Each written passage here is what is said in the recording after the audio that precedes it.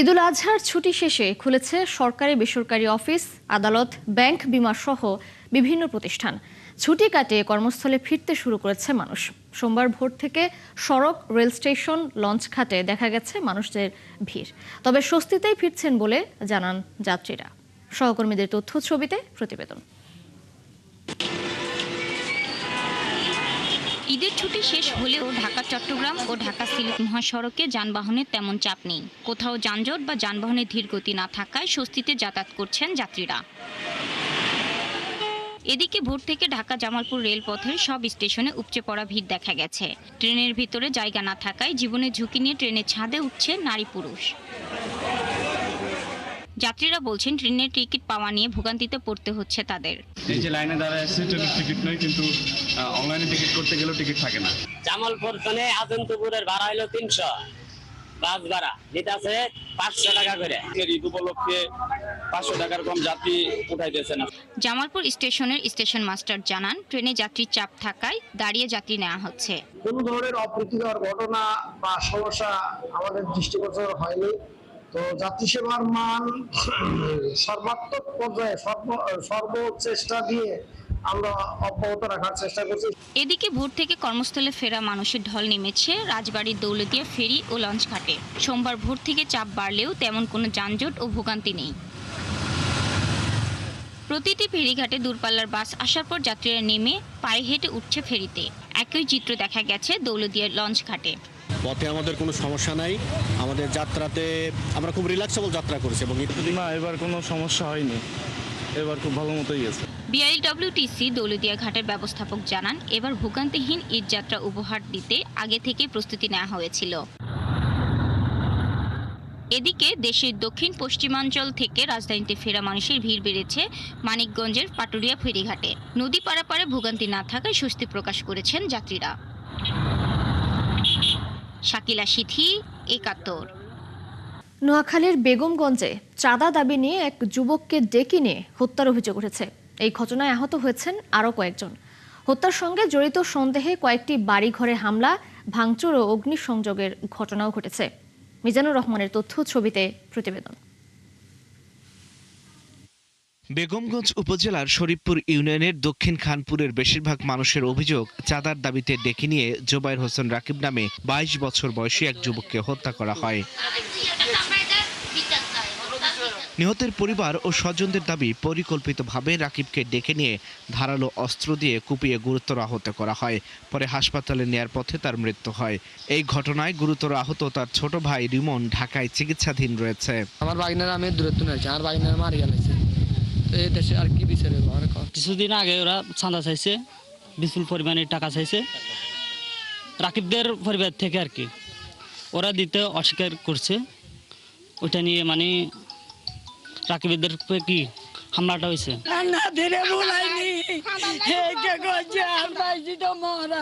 হত্যার খবর ছড়িয়ে পড়ার পর পরিস্থিতি আরও উত্তপ্ত হয়ে ওঠে। এলাকার লোকজনের অভিযোগ, রোববার দুপুরে 50 থেকে 60 জনের একটি দল দেশীয় অস্ত্র নিয়ে দক্ষিণ খানপুর এলাকার কয়েকটি বাড়িতে হামলা করে। রাকিব হত্যার সঙ্গে জড়িত সন্দেহে অন্তত 15টি বসতঘরে আগুন, ভাঙচুর এবং লুটপাট করে। 30-40 মণ ধান আলপাই ব্যাগ জ্বলিয়ে গেছে। এদের লোকজন আসিয়ে যারা মারা গেছে, এদের মানুষজন আসিয়ে মনে করেন এই ভাঙচুর অগ্নি হামলা করছে আর কি। এদিকে ময়নাতদন্ত শেষে রোববার বিকেলে রাকিবের মরদেহ গ্রামের বাড়িতে পৌঁছালে স্বজন ও এলাকাবাসী বিক্ষোভ করেন। তারা হত্যাকারীদের গ্রেফতার ও দৃষ্টান্তমূলক শাস্তির দাবিতে সড়ক অবরোধ করেন। এখন আমরা তারেক জিয়ার কাছে আমার ভাইদের হত্যার বিচার আমরা চাই। রাকিবের মার আত্মনাদ মানুষের সহ্য হচ্ছে না, রাকিবের সুস্থ বিচার চাই এলাকাবাসী। পরিস্থিতি নিয়ন্ত্রণে এলাকায় অতিরিক্ত পুলিশ মোতায়েন করা হয়েছে। তারা চাই আসামি গ্রেপ্তার এবং আসামির সর্বোচ্চ বিচার। আমরা সেই আশ্বাস প্রদান করেছি, অতি সত্বর আমরা আসামিদেরকে আইনের আওতায় নিয়ে আসবো। ঘটনার পর থেকে নিহতের পরিবারের দাবি বিচার, ক্ষতিগ্রস্তদের দাবি নিরাপত্তা, আর এলাকার লোকজনের দাবি দ্রুত স্বাভাবিক হোক পরিস্থিতি। আল ইমরান, ৭১। পটুয়াখালীর কলাপাড়ার চম্পাপুরে ফুটবল খেলা নিয়ে দ্বন্দ্বের জেরে এসএসসি পরীক্ষার্থী তাজুল ইসলাম হত্যা মামলায় কিশোর গ্যাংয়ের 3 সদস্য সহ 4 জনকে গ্রেপ্তার করেছে পুলিশ। কলাপাড়ার থানার ভারপ্রাপ্ত কর্মকর্তা নজরুল ইসলাম জানান, রবিবার কিশোর গ্যাংয়ের সদস্য রিয়াদ, সজীব খান ও হৃদয় মোল্লার নাম উল্লেখ সহ অজ্ঞাত 7 জনকে আসামি করে হত্যা মামলা দায়ের করে নিহতের বাবা। রাতে অভিযান চালিয়ে রোমান নামে এক আসামিকে গ্রেপ্তারের পর তার দেয়া তথ্যে বাকি 3 আসামিকে গ্রেপ্তার করা হয়। সোমবার আদালতে 164 ধারায় তারা স্বীকারোক্তিমূলক জবানবন্দি দেয়। এর আগে গত শনিবার রাতে কলাপাড়ার মাছুয়াখালী গ্রামে বিয়েবাড়ি থেকে তাজুল ইসলামকে ডেকে নিয়ে যায় কিশোর গ্যাংয়ের সদস্যরা। পরে বিল এলাকায় নিয়ে ছুরিকাঘাত করে হত্যা করা হয় তাকে।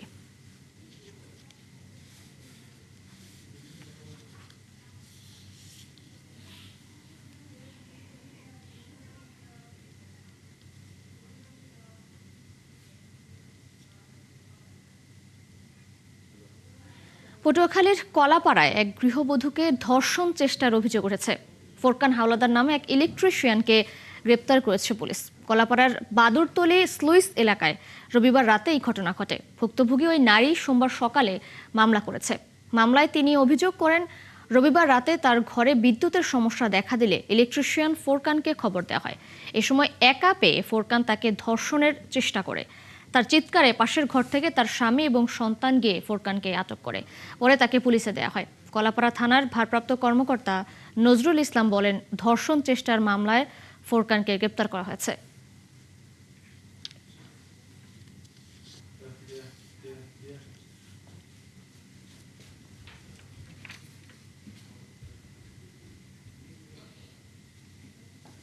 চট্টগ্রামের সীতাকুণ্ডে সন্ত্রাসীদের অভয়ারণ্য হিসেবে পরিচিত জঙ্গল সলিমপুর ঘিরে সরকার বিভিন্ন উন্নয়নমূলক পরিকল্পনা হাতে নিয়েছে। আইনশৃঙ্খলা পরিস্থিতির উল্লেখযোগ্য উন্নতির পর সেখানে একটি আধুনিক কারাগারের পাশাপাশি 2টি পুলিশ একাডেমি নির্মাণ করা হবে। দুর্গম পাহাড়ি এই অঞ্চল নিয়ে নতুন মাস্টার প্ল্যান করছে চট্টগ্রাম জেলা প্রশাসন। সাইফুল ইসলাম শিল্পীর তথ্য ছবিতে প্রতিবেদন। চট্টগ্রাম শহর লাগোয়া সীতাকুণ্ডের পাহাড়ি দুর্গম এলাকা জঙ্গল সলিমপুর একসময় কার্যত অঘোষিত নিষিদ্ধ অঞ্চল ছিল। এলাকার লোকজনের ভাষায় এলাকাটি ছিল রাষ্ট্রের ভেতর যেন আরেকটি আলাদা রাষ্ট্র, ছিল সন্ত্রাসীদের নিয়ন্ত্রণে। এ অবস্থা থেকে জঙ্গল সলিমপুর উদ্ধার করে একটি সমৃদ্ধ জনপদ হিসেবে গড়ে তুলতে নানা পরিকল্পনা নিয়েছে সরকার। এখানে আধুনিক সুযোগ সুবিধা নিয়ে নতুন পুলিশের একটি এলিট ফোর্স ও একটি সাধারণ ফোর্স একাডেমি তৈরির নীতিগত সিদ্ধান্ত নেওয়া হয়েছে। ওখানে এই পুলিশ একাডেমি ছাড়াও পুলিশের বিভিন্ন বিশেষায়িত সংস্থা এবং অন্যান্য কিছু সরকারি সংস্থারও ট্রেনিং সেন্টার, ট্রেনিং স্কুল এবং বিভিন্ন স্থাপনা হওয়ার পরিকল্পনা আছে বলে আমি জানি। এছাড়া নির্মাণ করা হবে প্রশিক্ষণ কেন্দ্র ও সরকারি বেসরকারি বিভিন্ন প্রতিষ্ঠান। এলাকার 1.5 লাখ বাসিন্দার জীবনমান উন্নয়নেও নেওয়া হচ্ছে বেশ কটি প্রকল্প। এসব প্রকল্প অনুমোদনের জন্য পাঠানো হয়েছে মন্ত্রণালয়ে। মূলত এই রাস্তা এবং এই 2টি পার্মানেন্ট ক্যাম্প স্থাপন করার পর তারপরে আমাদের ডেভেলপমেন্ট কাজগুলো, আমাদের যে বিভিন্ন দপ্তর, বিভিন্ন সংস্থা, বিশেষ করে জেলখানা, অন্যান্য ডিপার্টমেন্ট, বাংলাদেশ সেনাবাহিনী, র্যাব এবং পুলিশ বাহিনী, তাদের যে ডিমান্ড আছে, তাদেরও বিভিন্ন ওখানে তাদের একটা স্থাপনার ডিমান্ড আছে, যে বিষয়গুলো আছে পরিসংখ্যান ডিপার্টমেন্ট, সেগুলো নিয়ে আমরা কাজ করব। জেলা পুলিশের কর্মকর্তারা জানান, জঙ্গল সলিমপুরকে সন্ত্রাসী মুক্ত করতে প্রশাসন প্রয়োজনীয় পদক্ষেপ নেবে। এই সাম্রাজ্য তাদের যে বিরাট একটা ইন্টারেস্টের যে ভাড়া পড়েছে বা সেট পড়েছে পুলিশ বা আইন শৃঙ্খলা বাহিনী আসার কারণে, তো এটা তারা একটা মুখিয়ে ছিল যে কোনো একটা সময় তারা এটার ব্যাপারে কোনো কাউন্টার কোনো কিছু করবে। তো ওইটা থেকেই করা, কিন্তু এটা আসলে তার তো টেকার সুযোগ নাই। তখন রাষ্ট্রের ভিতরে রাষ্ট্র বা দেশের ভিতরে দেশ থাকবে আর আমরা ওই বসে থাকবো। আমরা এখানকার আইন শৃঙ্খলা নিয়ন্ত্রণের জন্য, এই জনপদের শান্তি ফিরে নিয়ে আসার জন্য আমাদের তরফ থেকে আইন শৃঙ্খলা বাহিনী হিসেবে আমাদের যা যা করণীয় আমরা তো করব। জঙ্গল সলিমপুরে 2টি মেগা পুলিশ ট্রেনিং সেন্টার নির্মাণ করা গেলে পুলিশের দক্ষতা বাড়বে আর আধুনিক পুলিশিং ব্যবস্থায় নতুন দিগন্ত খুলবে বলে আশা করছেন সংশ্লিষ্টরা। মনিরা কাজুরি, 71। হাম ও এর উপসর্গ নিয়ে সিলেট ও ময়মনসিংহে 3 শিশুর মৃত্যু হয়েছে। এর মধ্যে সিলেটেই 2 জন নিশ্চিত করেছে বিভাগীয় স্বাস্থ্য অধিদপ্তর। বরগুনায় বেড়েই চলেছে হামের সংক্রমণ। স্বাস্থ্যবিধি মেনে চলার পরামর্শ দিয়েছেন চিকিৎসকরা। সহকর্মীদের তথ্য ছবিতে প্রতিবেদন। সিলেটে গত 24 ঘন্টায় হামের উপসর্গ নিয়ে আরও 2 শিশুর মৃত্যু হয়েছে। সোমবার সকালে বিষয়টি নিশ্চিত করেছে বিভাগীয় স্বাস্থ্য অধিদপ্তর। এ নিয়ে সিলেট বিভাগে এ রোগে মৃতের সংখ্যা বেড়ে দাঁড়িয়েছে 61 জনে। এ পর্যন্ত মারা যাওয়া শিশুদের মধ্যে সিলেট জেলায় 23 জন, সুনামগঞ্জে 24 জন, মৌলভীবাজারে 9 এবং হবিগঞ্জ জেলায় 5 জন রয়েছে। সিলেট বিভাগের বিভিন্ন হাসপাতালে হামের উপসর্গ নিয়ে চিকিৎসাধীন রয়েছেন মোট 256 জন রোগী। এদিকে গত 24 ঘন্টায় ময়মনসিংহে হামের উপসর্গ নিয়ে এক শিশুর মৃত্যু হয়েছে। 2 বছর বয়সী ওই শিশুর বাড়ি হালুয়াঘাট উপজেলায়। এ নিয়ে ময়মনসিংহে হাম ও উপসর্গে মোট মৃত্যু হয়েছে 44 জনের। ময়মনসিংহ মেডিকেল কলেজ হাসপাতালের হাম আইসোলেশন ওয়ার্ডের ফোকাল পারসন ডাক্তার গোলাম মাওলা জানান, হাসপাতালে গত 24 ঘন্টায় নতুন করে 38 জন সহ চিকিৎসা নিচ্ছে 102 জন। এদিকে বরগুনায় থামছেই না হামের সংক্রমণ। গত 24 ঘন্টায় আরও 5 জন সন্দেহজনক হাম রোগী শনাক্ত হয়েছে। এই নিয়ে জেলায় মোট আক্রান্তের সংখ্যা দাঁড়িয়েছে 649 জনে। বর্তমানে হাসপাতালে চিকিৎসাধীন রয়েছেন 36 জন। তার আগের চেয়ে কমছে, কাশি কমে না, তারপর গ্যাস দিচ্ছে। আক্রান্তদের আলাদা রাখা, মাস্ক ব্যবহার এবং উপসর্গ দেখা দিলে দ্রুত চিকিৎসা নেওয়ার পরামর্শ দিয়েছেন চিকিৎসকরা। হাসিবা আলী বর্ণা, ৭১। পটুয়াখালীতে উদ্বেগজনক হারে বাড়ছে হামের সংক্রমণ। বরিশাল বিভাগের মধ্যে বর্তমানে আক্রান্তের সংখ্যায় সবচেয়ে এগিয়ে এই জেলা। শিশুদের পাশাপাশি আক্রান্ত হচ্ছেন প্রাপ্তবয়স্করাও। রোগীর চাপে হিমশিম হাসপাতালগুলো। তবে সীমিত জনবল ও বাজেটের মধ্যেও সর্বোচ্চ সেবা দেওয়ার চেষ্টা চলছে বলে জানিয়েছে হাসপাতাল কর্তৃপক্ষ। আহসানুল কবির রিপনের তথ্য ছবিতে প্রতিবেদন। পটুয়াখালীর হাসপাতালের শিশু ওয়ার্ড আর আইসোলেশন ইউনিটে এখন হামের রোগীদের ভিড়। প্রতিদিনই বাড়ছে নতুন রোগীর সংখ্যা। চিকিৎসকদের মতে পটুয়াখালীতে এখনও হামের সংক্রমণ ঊর্ধ্বমুখী রয়েছে। একই পরিবারের একাধিক সদস্য আক্রান্ত হওয়ার ঘটনাও ঘটছে। রোগীর স্বজনরা বলছেন, হাসপাতালে বেড সংকটের কারণে অনেক সময় ভোগান্তিতে পড়তে হচ্ছে তাদের। বিগত 7 দিন ধরে জ্বর, তারপর ডাক্তার দেখাইছি, ডাক্তারে বলছে যে টাইফয়েড নিউমোনিয়া। শরীরে তো চুলকানি, তারপরে মুখে ঘাও, তারপর চোখ দিয়ে চাইতে পারে না, গায়ে গামাসি উঠে গেছে। শিশু অনেক ছিল, পরে ওই জায়গা থেকে হামের জন্য এই জায়গাটা ছড়া হয়েছে। পরে এখন ঘুরতেছে কোনো জায়গায় নামার বিছানার কোনো নেই, যে বিছানা করে থাকবে বাচ্চাদের ট্রিটমেন্ট নেই, ওরকম কোনো সুযোগ সুবিধা পাইতেছি। বমি হয়, তারপরে ওই শ্বাসকষ্ট, অনেক শ্বাসের কষ্ট, আর বাইরে যায়, একটু পাতলা পায়খানা হয়। হাসপাতাল কর্তৃপক্ষ বলছে, শুরুতে 20 শয্যার হাম আইসোলেশন ওয়ার্ড চালু করা হয়েছিল। পরে রোগীর সংখ্যা বাড়তে থাকায় তার 60 শয্যায় উন্নীত করা হয়। কিন্তু এরপরও প্রতিদিন ধারণ ক্ষমতার প্রায় 3 গুণ রোগী চিকিৎসা নিচ্ছেন। হাম রোগীর ব্যবস্থাপনায় আমাদের বাড়তি কিন্তু কোনো বরাদ্দ নাই। আমাদের 250 শয্যার বিপরীতে আমাদের যে জনবল, আমাদের চিকিৎসক, নার্স এবং অন্যান্য যে চিকিৎসা সামগ্রী, ওষুধপত্র সবই কিন্তু আমাদের সেই 250 বেডের বরাদ্দ থেকেই এই হাম আইসোলেশনের জন্য আমরা ব্যবহার করি। বরিশাল বিভাগের মধ্যে সবচেয়ে বেশি সংক্রমণের চাপ এখন পটুয়াখালীতে। আল ইমরান, ৭১। সাভারের চামড়া শিল্পনগরে কেন্দ্রীয় বর্জ্য পরিশোধনাগার না করায় বিপাকে 160টি ট্যানারির মালিক। রপ্তানিমুখী শিল্প হারিয়েছে আন্তর্জাতিক বাজার। চামড়ার দাম নেমেছে 200 টাকার ঘরে। নতুন করে সেন্ট্রাল ট্রিটমেন্ট প্ল্যান্ট করার পাশাপাশি ট্যানারি মালিকদের নিজ উদ্যোগে বর্জ্য পরিশোধনাগার করতে বলছে সরকার। তবে এতে আগ্রহ কম বেশিরভাগ মালিকের। রায়ান বিন আমিনের প্রতিবেদনে বিস্তারিত। 2017 সালে ঢাকার হাজারীবাগ থেকে সাভারে নেয়ার পর থেকে আন্তর্জাতিক বাজার হারাতে থাকে ট্যানারিগুলো। এর প্রধান কারণ, পরিকল্পনা অনুযায়ী সিইটিপি বাস্তবায়ন করেনি চীনা প্রতিষ্ঠান। এতে দূষিত হতে থাকে পরিবেশ ও পাশের ধলেশ্বরী নদী। মাত্র একটি ট্যানারি ছাড়া এই শিল্পনগরে আর কেউ লেদার ওয়ার্কিং গ্রুপের সনদ পাচ্ছে না। এমন অবস্থায় চামড়া শিল্পের বাজার ঠিক রাখতে নতুনভাবে সিইটিপি করার পাশাপাশি ট্যানারি মালিকদের নিজ উদ্যোগে ইটিপি প্ল্যান্ট করার কথা বলছে সরকার। ইতিমধ্যে 6টি ট্যানারি ইটিপি স্থাপনের অনুমতি পেয়ে প্ল্যান্ট স্থাপন করেছে সদর ট্যানারি ও বে ট্যানারি। তবে অনেক মালিক মনে করেন, সিইটিপি ছাড়া ইটিপি করে লাভ হবে না। সিইটিপির সাথে সাথে ইটিপির সাথে সাথে সলিড ওয়েস্টেরও ব্যবস্থা করতে হবে।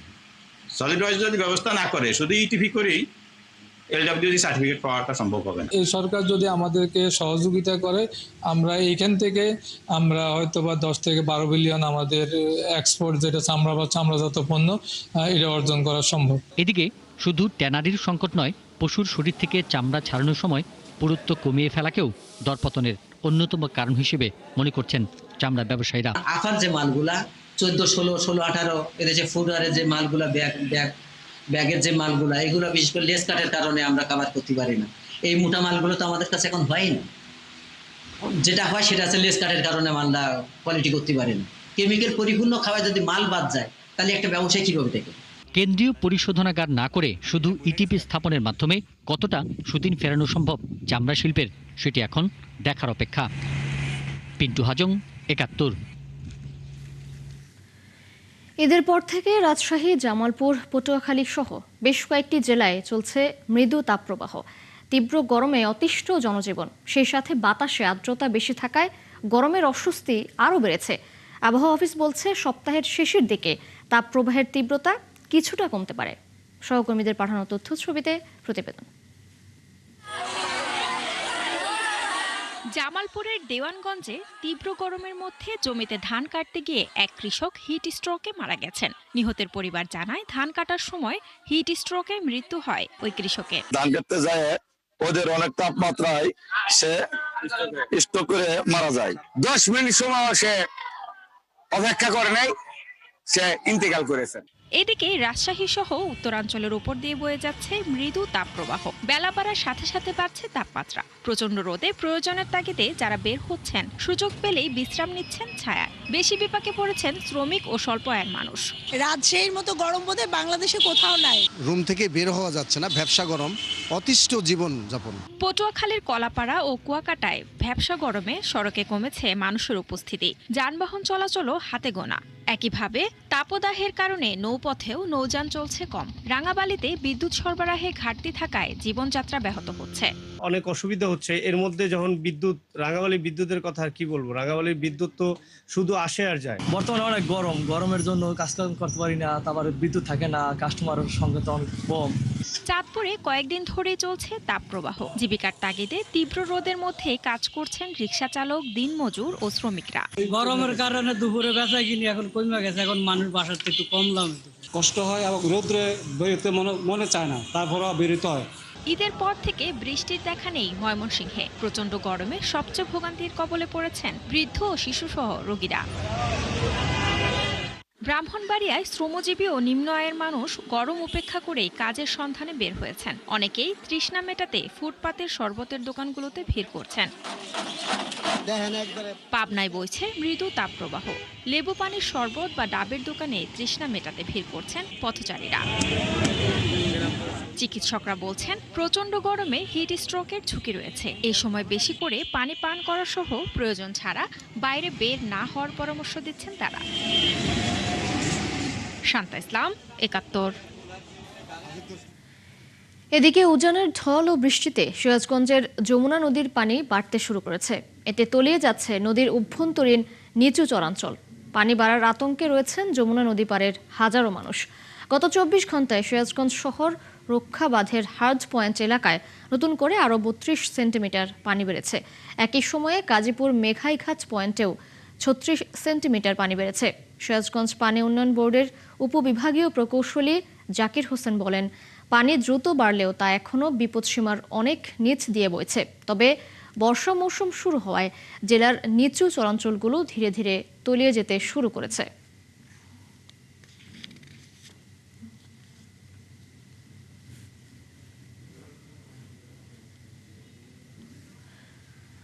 দর্শক, যমুনা নদীর পানি বাড়ার সবশেষ তথ্য জানাতে সিরাজগঞ্জ থেকে যুক্ত হচ্ছেন সহকর্মী ইউসুফ দেওয়ান রাজু।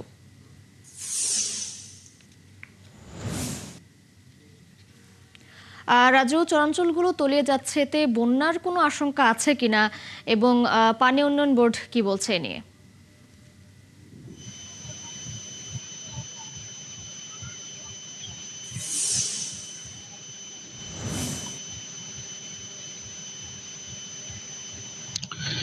হ্যাঁ, তিশা, গত 15 দিন ধরেই এই সিরাজগঞ্জের যমুনা নদীতে পানি বৃদ্ধি পাওয়া শুরু করেছে। ফলে যমুনা নদী তীরবর্তী অঞ্চল যে রয়েছে সেই অঞ্চলের মানুষরা কিন্তু আতঙ্কিত হয়ে পড়েছে। একই সঙ্গে সদর উপজেলার কাখলার চর এবং সদর উপজেলার খোকসাবাড়ি ইউনিয়নের দিয়ার প্রাচীর ও পার প্রাচীর সব বিভিন্ন অঞ্চলের যে রয়েছে সেই অঞ্চলগুলোর নিম্ন অঞ্চল যে রয়েছে সেগুলো কিন্তু তলিয়ে যেতে শুরু করেছে। আমি এখন যেখানে দাঁড়িয়েছি সিরাজগঞ্জ শহর রক্ষার হাট পয়েন্ট এলাকায়।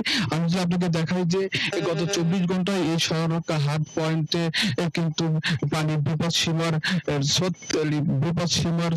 36 সেন্টিমিটার নিচ দিয়ে প্রবাহিত হচ্ছে। একই সঙ্গে কাজীপুর পয়েন্টেও কিন্তু পানি বৃদ্ধি পেয়েছে, 36 সেন্টিমিটার পানি বৃদ্ধি পেয়েছে। সেটা পানি উন্নয়ন বোর্ড আমাদেরকে যেমনটা বলেছেন যে মূলত জুন ও জুলাই আগস্ট মাস হলো বর্ষা মৌসুম, তাই এখানে যমুনা নদীতে পানি বাড়বে। তবে পানি বাড়লেও অনেক নিচ দিয়ে প্রবাহিত হচ্ছে। বর্তমানে সিরাজগঞ্জ শহর রক্ষা বার্তানগর বিপদ সীমার 293 সেন্টিমিটার এবং বেগাই ঘাট পয়েন্টে 349 সেন্টিমিটার নিচ দিয়ে পানি প্রবাহিত হচ্ছে। এতে জেলার নিচু যে চরাঞ্চলগুলো রয়েছে সেগুলো কিন্তু ধীরে ধীরে তলিয়ে যেতে শুরু করেছে। সিরাজগঞ্জের কৃষি সম্প্রসারণ অধিদপ্তর আমাদেরকে জানিয়েছেন যে চলের যে নিম্ন অঞ্চল রয়েছে সেখানে কিন্তু কাউন, বাদাম সহ বিভিন্ন আবাদ রয়েছে, সেগুলো কিন্তু ডুবে যাওয়ার আশঙ্কা রয়েছে। তবে পানি উন্নয়ন বোর্ড বলছেন যে এখনই বন্যা হওয়ার আশঙ্কা নাই, তবে জুন, জুলাই, আগস্টের দিকে কিন্তু বন্যা হওয়ার সম্ভাবনা রয়েছে। তবে যমুনা তীরবর্তী অঞ্চলের যে মানুষ রয়েছে তারা কিন্তু প্রতিনিয়তই এই যমুনার সাথে লড়াই সংগ্রাম করেই বেঁচে আছেন এবং টিকে আছেন, এবং তারা কিন্তু বলছেন যে সিরাজগঞ্জ শহর রক্ষার যে বাঁধগুলো রয়েছে যেগুলোতে জানি পানি উন্নয়ন বোর্ড থেকে তদারকি করা হয়, কোনো ক্রমে জানি শহর রক্ষা বাঁধে কোনো ক্ষতিগ্রস্ত না হয়। ক্ষতিগ্রস্ত হলে কিন্তু যমুনা তীরবর্তী অঞ্চলের যে মানুষরা রয়েছে তারা কিন্তু অনেকটাই বিপদগ্রস্ত হয়ে পড়বেন এবং তাদের ঘর বাড়ি হারানোরও আশঙ্কা করছেন। তা তাদের দাবি যে পানি উন্নয়ন বোর্ড এবং সরকারের পক্ষ থেকে যে এই বাঁধগুলো রয়েছে সেই বাঁধগুলো যেন নিয়মিত তদারকি করা হয়, ফলে কিন্তু তারা অনেকটা স্বস্তি পাবে। এই সিরাজগঞ্জের যে পানি গত 15 দিন বৃদ্ধি পেয়েছে, এতে কিন্তু সাধারণ নদী তীরবর্তী অঞ্চলের মানুষরা কিন্তু মাঝে আতঙ্ক বিরাজ করছে। এই ছিল সিরাজগঞ্জের হাট পয়েন্ট থেকে সর্বশেষ। রাজু, ধন্যবাদ আপনাকে যুক্ত হবার জন্য। আপনি সঙ্গেই থাকবেন, নিশ্চয়ই আবারও যুক্ত হব আপনার সঙ্গে। দর্শক, যমুনা নদীর পানি বাড়ার সবশেষ তথ্য জানাচ্ছিলেন আমাদের সহকর্মী ইউসুফ দেওয়ান রাজু। বীরশ্রেষ্ঠ মোহাম্মদ হামিদুর রহমানের স্মৃতি বিজড়িত স্থাপনা পরিদর্শন করেছেন সিনিয়র সচিব পদমর্যাদায় পররাষ্ট্র মন্ত্রণালয়ের সংযুক্ত রাষ্ট্রদূত মুশফিকুল ফজল আনসারি। দুপুরে এই বীরশ্রেষ্ঠের শাহাদাত বরণের ঐতিহাসিক স্থাপনা ঘুরে দেখেন তিনি। সেখানে তিনি শ্রদ্ধা ভরে মহান মুক্তিযুদ্ধে আত্মদানকারী শহীদদের স্মরণ করে বলেন, স্বাধীনতার জন্য বীর সন্তানদের ত্যাগ ও বীরত্ব জাতি চিরকাল কৃতজ্ঞতার সঙ্গে স্মরণ করবে। বীরশ্রেষ্ঠ মোহাম্মদ হামিদুর রহমান মাত্র 18 বছর বয়সে দেশের স্বাধীনতার জন্য জীবন উৎসর্গ করেছিলেন। 1971 সালের 28শে অক্টোবর মৌলভীবাজারের ধলই সীমান্তে শত্রু ঘাঁটিতে আক্রমণের এক পর্যায়ে পাকিস্তানি বাহিনীর গুলিতে তিনি শহীদ হন।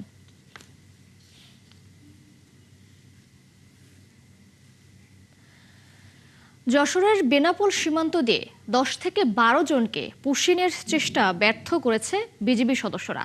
সোমবার গভীর রাতে বেনাপোল সীমান্তের সাদিপুর মাঠ দিয়ে কাঁটাতারের বেড়া খুলে তাদের বাংলাদেশে ঠেলে পাঠানোর চেষ্টা করলে বিজিবির শক্ত অবস্থানের কারণে তা ব্যর্থ হয়। যশোর 49 বিজিবি ব্যাটালিয়ন সূত্রে জানা গেছে, ভারতীয় বিএসএফ রাতে সীমান্তের লাইট বন্ধ করে দিয়ে 100 থেকে 110 জনকে ঠেলে পাঠানোর জন্য জমায়েত করে। পরে ভারতের সীমান্তে 10 থেকে 12 জনকে ঠেলে পাঠানোর জন্য কাটা তারের বেড়ার পাশে রাখা হয়। বিজিবি সীমান্তে কঠোর অবস্থানে থাকায় তারা ব্যর্থ হয়।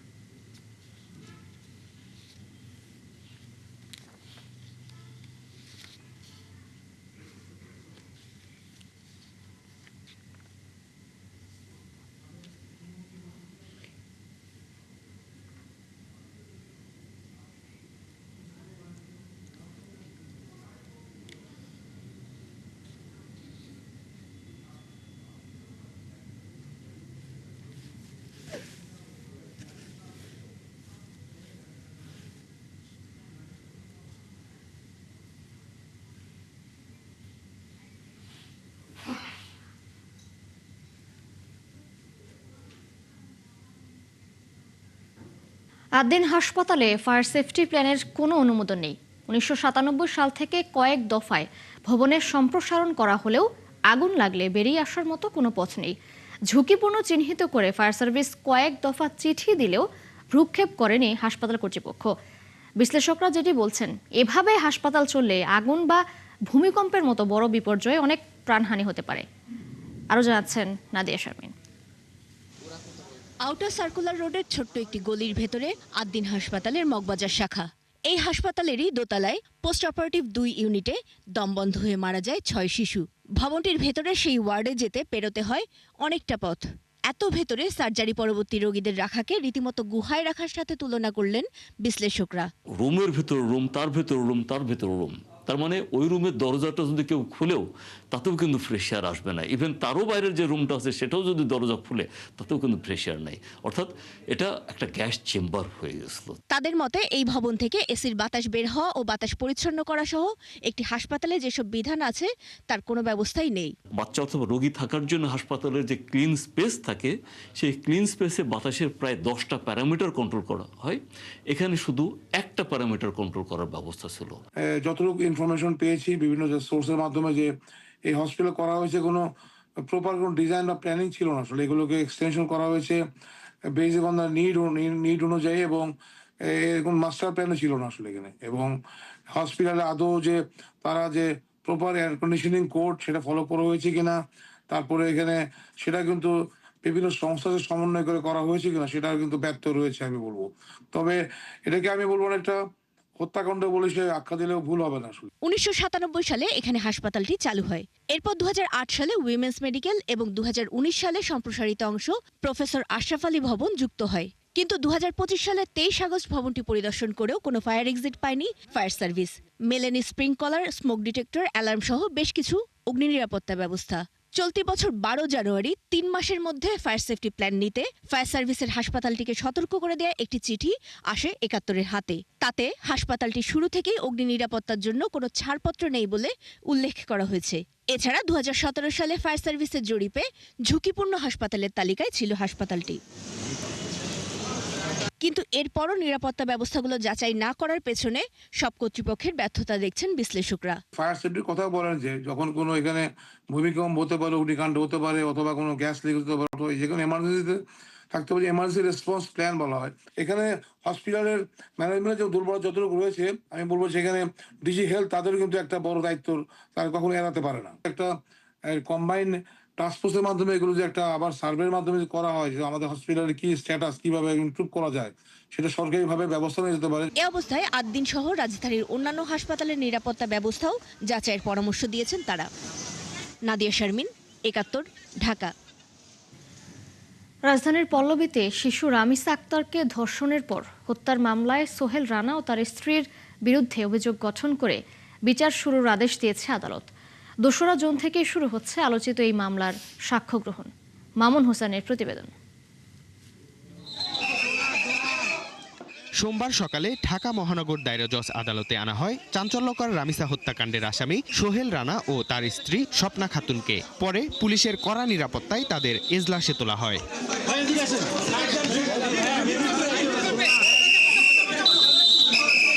অভিযোগ গঠনের শুনানিতে প্রথমে রাষ্ট্রপক্ষের বিশেষ পাবলিক প্রসিকিউটর আদালতে রামিসার সাথে ঘটা নৃশংস ঘটনার বর্ণনা তুলে ধরে অভিযোগ গঠনের আবেদন জানান। এ সময় আসামি পক্ষে রাষ্ট্রনিযুক্ত আইনজীবী আসামিদের নির্দোষ দাবি করেন। পরে আসামিদের বিরুদ্ধে অভিযোগ গঠনের আদেশ দেন ঢাকা মহানগর শিশু সহিংসতা দমন ট্রাইব্যুনালের বিচারক। মাননীয় ট্রাইব্যুনাল এই সাবমিশনে সন্তুষ্ট হয়ে আগামীকাল রাষ্ট্রপক্ষে সাক্ষী উপস্থাপনের জন্য নির্দেশ দিয়েছেন সংশ্লিষ্ট কর্তৃপক্ষকে, এবং একই সাথে আগামীকাল থেকে এই মামলার সাক্ষ্য গ্রহণ প্রক্রিয়া একটানা চলিতে থাকিবে। এদিকে আসামি নিজেকে বাঁচানোর উদ্দেশ্যে বিভিন্ন সময় নানাজনকে জড়িয়ে বিভ্রান্তিমূলক বক্তব্য দিচ্ছেন বলে জানান পাবলিক প্রসিকিউটর। এই ধরনের বক্তব্য কোথাও আসে নাই এবং তার স্বীকারোক্তিমূলক জবানবন্দি দিয়েছে। আসামিরা বিভিন্ন সময় বিভিন্ন ধরনের কথা বলে আদালত থেকে অনুকম্পা পাওয়ার জন্য এবং মামলার গতিবিধিকে ভিন্ন জায়গাতে প্রবাহিত করার জন্য অনেক সময় আসামিরা কিছু বলতে চায়। এই মামলায় সরাসরি সাক্ষী নেই দাবি করে আদালতের কাছে আসামির অব্যাহতি চেয়ে আবেদন করেছেন আসামি পক্ষের আইনজীবী। আজকে যেহেতু 4 শুনানির দিন আমরা অব্যাহতি চেয়ে শুনানি করেছি, আমরা অব্যাহতি চেয়েছি। যেহেতু এই মামলাগুলো চাক্ষুষ সাক্ষী ছিল না, আমরা এই জন্য অব্যাহতি চেয়েছি। মামলায় রামিসার বাবা মা, বোন, প্রতিবেশী ও পুলিশের 6 সদস্যের 18 জনের সাক্ষ্য দেওয়ার কথা রয়েছে। মামুন হুসাইন, 71, ঢাকা। পরিবারের সঙ্গে ঈদের আনন্দ উপভোগ করতে নাটোরের বিনোদন কেন্দ্রগুলোতে এখনও দর্শনার্থীদের উপচে পড়া ভিড়। শহরের কোলাহল ছেড়ে স্বস্তি খুঁজতে আনন্দে মেতে উঠছে নানা বয়সী মানুষ। বুলবুল আহমেদের প্রতিবেদন। শিশুদের হাসি, তারুণ্যের উচ্ছ্বাস আর বড়দের অবসর কাটানোর আনন্দে প্রাণ ফিরে পেয়েছে নাটোরের বিনোদন কেন্দ্রগুলো। নগর জীবনের কোলাহল, ইটকাঠের বদ্ধ দেয়াল আর বাস্তবতার একঘেয়েমি পেছনে ফেলে স্বস্তির খোঁজে নানা বয়সী মানুষ ভিড় করছেন নাটোরের বিনোদন কেন্দ্রগুলোতে। উত্তরা গণভবন, নাটোর রাজবাড়ি আর শিশু পার্কে আনন্দে মেতে উঠেছে সবাই। নাটোর রাজবাড়ি, যেটা বঙ্গজল নামে পরিচিত, দূর দূরান্ত থেকে মানুষরা দেখতে আসে। দীঘাপতিয়া রাজবাড়িতে, উত্তরা গণভবনে প্রচুর লোকের সমাগম। ঈদ উদযাপন করতে আমাদের নাটোর শহরে এসেছে। শিশু পার্কে অনেক দেখার মতো অনেক কিছু আছে, ব্যতিক্রমধর্মী কিছু আছে যেগুলো খেলাধুলা করে ছোট ছোট কচি কাচার ছেলেমেয়েরা অনেক উদ্বুদ্ধ হচ্ছে। যান্ত্রিক জীবনে ঈদ এনে দেয় এক ভিন্ন রং, এক অন্যরকম প্রাণচাঞ্চল্য। এই উৎসবই যেন বছর জুড়ে ক্লান্ত মানুষকে দেয় পারিবারিক আনন্দ আর প্রাণশক্তি। তাই বছর শেষে ঈদের অপেক্ষায় থাকে ছোট বড় সবাই। ঈদের ছুটি উপভোগ করা, দেশকে জানা, দেশের ঐতিহ্যকে জানা, দেশের শাসন ব্যবস্থায় আগে রাজারা কেমন ভাবে চলেছে তাদের রুচিবোধ। হরিণ দেখছি, অনেক সুন্দর সুন্দর পাখি দেখছি, অনেক অনেক ভালো লাগছে। আমাদের যদি পিছনের ইতিহাস নিয়ে আমরা না এগোই তাহলে আসলে আমরা এগোতে পারবো না। সেই ধারণার মতোই আমরা নিজেরা আসি, আমাদের বাচ্চাদের মাঝে মাঝে নিয়ে আসি। ঈদের দিন থেকেই জেলার বিভিন্ন বিনোদন কেন্দ্রে ভিড় করছেন নানা বয়সী মানুষ। এই ভিড় আরো 2 দিন থাকবে বলছেন সংশ্লিষ্টরা। বুলবুল আহমেদ, 71, নাটোর। বাংলাদেশের জাতীয় খেলা হাডুডু বা কাবাডির চর্চা অনেকটাই হারিয়ে গেছে। তবে সেই ঐতিহ্যকে ফিরিয়ে আনতে মাদারীপুরের ছিলারচরে অনুষ্ঠিত হয়েছে জমজমাট হাডুডু প্রতিযোগিতা। জাতীয় দলের খেলোয়াড় সহ দেশের বিভিন্ন জেলা থেকে আসা খেলোয়াড়দের এই প্রতিযোগিতা উপভোগ করেন হাজারো দর্শক। আরিফুর রহমানের তথ্যচিত্রের প্রতিবেদন। মাঠ জুড়ে দর্শকদের উচ্ছ্বাস, করতালি আর খেলোয়াড়দের দারুণ নৈপুণ্যে এক মিলন মেলায় পরিণত হয়েছিল মাদারীপুর সদর উপজেলার ছিলারচর ইউনিয়নের চৌধুরীহাট এলাকা। ঐতিহ্যবাহী হাডুডু প্রতিযোগিতায় অংশ নেন দেশের বিভিন্ন জেলা থেকে আগত দক্ষ খেলোয়াড়রা। তাদের মধ্যে ছিলেন জাতীয় দলের খেলোয়াড়রাও। গ্রাম বাংলার ঐতিহ্যবাহী হাডুডু খেলা অনেকটা হারিয়ে গেছিল। ঈদ উপলক্ষে, ঈদুল আজহা উপলক্ষে আবার সুন্দরভাবে আমরা অনুষ্ঠিত হয়েছে। ঐতিহ্যবাহী একটা খেলা হাডুডু খেলা, এই খেলাটা অনেক ভালো লাগে দেখার জন্য, সবাই অনেক লোক হয়েছে আর কি জায়গায়। শুরুতেই আসছি, পুরো খেলায় উপভোগ করছি, অনেক ভালো লাগছে। আর কি বলবো, দর্শকদের এখনো মাঠে পুরো উচ্চ করা ভিড় লেগে গেছে। দীর্ঘদিন পর এমন আয়োজন ঘিরে এলাকার লোকজনের মধ্যে ছিল ব্যাপক উৎসাহ উদ্দীপনা। বিকেলের পর থেকেই মাঠে জড়ো হতে থাকেন নানা বয়সী মানুষ। হাডুডু খেলা আমাদের একটা জাতীয় খেলা, এটা আমরা আশা করি প্রতি বছরই এর চেয়ে আরো ভালো কিছু আয়োজন করুক তারা, এর পাশাপাশি আরো কিছু আয়োজন করুক। এই খেলার মাধ্যমে এলাকা প্লাস সর্বস্তরের মানুষের, কিশোরদের অপরাধ প্রবণতা কমে যাবে। প্রতিযোগিতার ফাইনালে মুখোমুখি হয়ে একতা কিং 2-1 সেটে জয় তুলে নেয় চৌধুরীহাট প্রবাসী রাইডার্সের বিপক্ষে। গ্রাম বাংলার ঐতিহ্য ও সংস্কৃতিকে নতুন প্রজন্মের কাছে তুলে ধরতেই এমন আয়োজন বলে জানান আয়োজকরা। বাংলার ঐতিহ্যবাহী হাডুডু খেলা, এই হাডুডু খেলা গ্রাম থেকে হারিয়ে গিয়েছিল, সেই হাডুডু খেলা আমরা ফিরতে চেয়েছি। এই হাডুডু খেলাটি আজকে শিলাচরে অনুষ্ঠিত হচ্ছে। এর মধ্যে দিয়ে এই অঞ্চলের তরুণ সমাজ ক্রীড়া আমোদী হয়ে উঠবে, ক্রীড়া প্রেমী হবে এবং সমাজের বিভিন্ন স্তরের অপকর্ম থেকে তারা নিজেদেরকে ফিরিয়ে আনবে বলে আমরা বিশ্বাস করি। গ্রাম বাংলার ঐতিহ্যকে বাঁচিয়ে রাখতে এবং তরুণদের খেলামুখী করতে এমন উদ্যোগ প্রশংসিত হচ্ছে সব জায়গায়। আল ইমরান, 71। দর্শক, চলছে দেশচোখ সরাসরি সংবাদ অনুষ্ঠান দেখতে চোখ রাখুন 71-এর ফেসবুক পেজে এবং সাবস্ক্রাইব করুন 71-এর ইউটিউব চ্যানেল। থাকুন 71-এর সাথেই।